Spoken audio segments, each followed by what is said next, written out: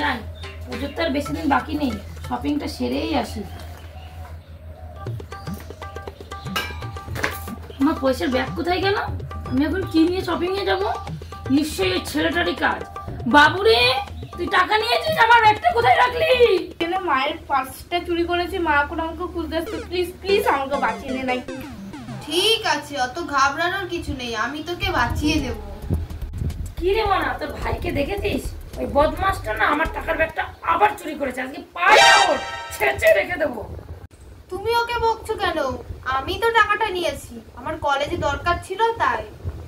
বাহ বাহ বাহ, তুই মায়ের শেষ পর্যন্ত মায়ের ব্যাগ থেকে টাকা চুরি করলি? তোকে মা মনে হয় এত এত টাকা দেয় না, কলেজের জন্য মনে হয় দেয় না, শেষ পর্যন্ত মায়ের কাছ থেকে চুরি করলি টাকা, মায়ের ব্যাগ থেকে? এত বড় চোর হয়ে গেছিস তুই, চোর কোথাকার! তুই এত বড় চুরিবিদ্যা কার কাছ থেকে শিখেছিস? হ্যাঁ, কার কাছ থেকে এত বড় চুরিবিদ্যা শিখলি? শেষমেশ তুইও চুরি করলি? আমি তোর কাছ থেকে এটা আশা করিনি। যখনই তুই টাকা চাস তখনই দিয়ে দিই। ছি, তুইও চোর হলি। This is business.